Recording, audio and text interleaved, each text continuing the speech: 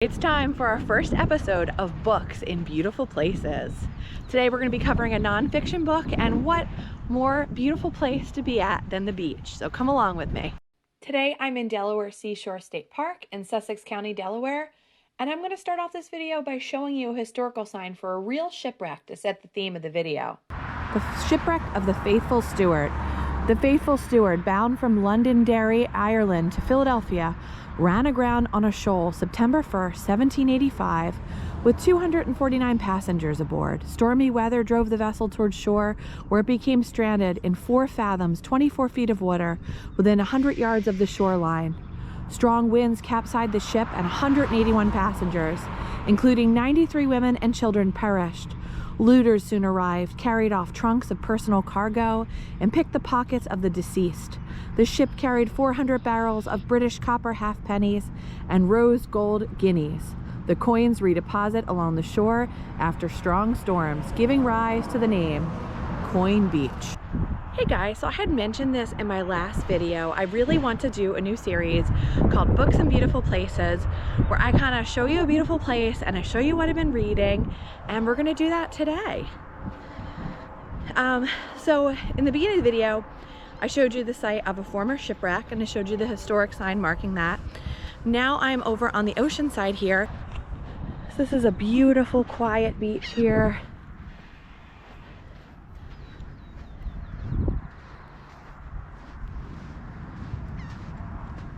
All right guys, it's just me and the seagulls and the book I want to tell you about. So today I want to talk about The Wager, A Tale of Shipwreck, Mutiny and Murder. This is by David Grann. So this is nonfiction. If you're not too familiar with David Grann, you might have heard of some of his books, and often his books get turned into movies. So another book of his that I really enjoyed was The Killers of the Flower Moon, and that's recently been turned into a movie. So this is an awesome nonfiction book.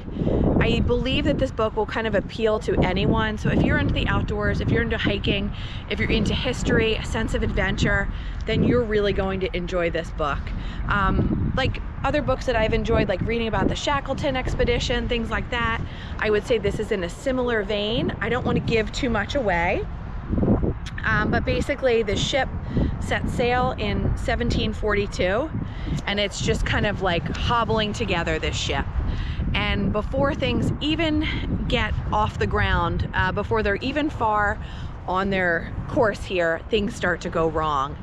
And I just love this book because he goes into so many interesting details about life was like on the ship. He tells you what little like nautical sea sayings mean and different things that you're like, oh, I've heard of that before, but I didn't know what that means. And just his level of detail is amazing. So obviously a shipwreck's involved, obviously a mutiny's involved, but I just the mystery, wondering, you know, who's to blame here? How did this all go wrong?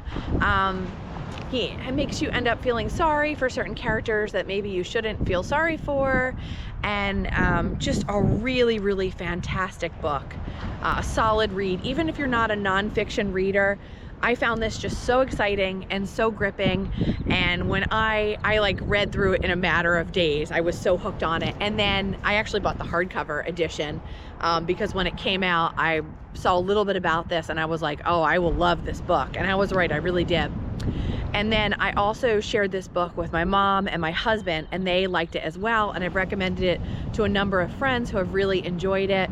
So if you're interested in like kind of stories about the human spirit, about endurance, about history, about shipwrecks, about just the human nature of people stuck on a ship together and who's to blame and what goes wrong, you will love this book.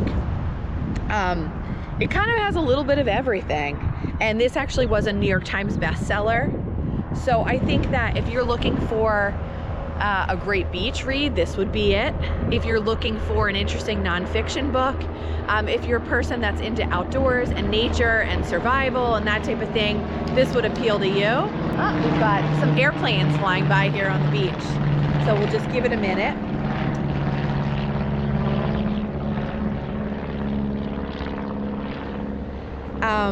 But there's just a lot of interesting dynamics in this book.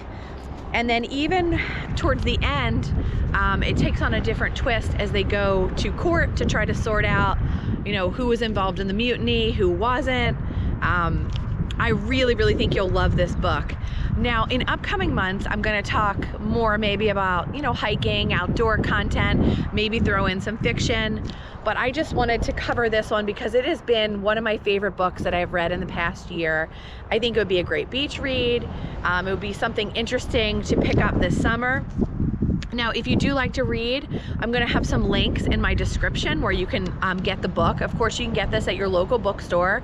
In most cases, you're probably going to be able to borrow this from your library if you like to do that to save money.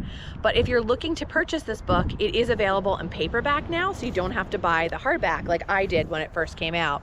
But I'm going to have links in my description. So if you want to try this book and you want to purchase it, you can help support our channel by buying through our Amazon affiliate link. We make a small commission. So if this is a book that appeals to you and you're considering purchasing it, maybe consider buying through our Amazon affiliate link. It helps us fund our outdoor adventures and bring all this great content to you. So I hope you like this. If you're a reader, be sure to let me know. Let me know if you've read this book or if you've read any other David Grann books, or have you seen the movie? Did you see The Killers of the Flower Moon? Have you seen some of his other work? Be sure to let me know. And if you do read this, let me know what you think of it, because I promise you, you will love it. Even if you're not a big nonfiction person, this will captivate you, keep you on the edge of your seat, and you just won't believe what happens. So check it out. I hope you've enjoyed the first of Books in Beautiful Places, and I hope to bring you more of these. You know, as a content creator, try different ideas. You're not really sure what's going to work, what people are going to like. So I hope you like this. Let me know if you like this idea, and I'll see you soon. Thanks for watching.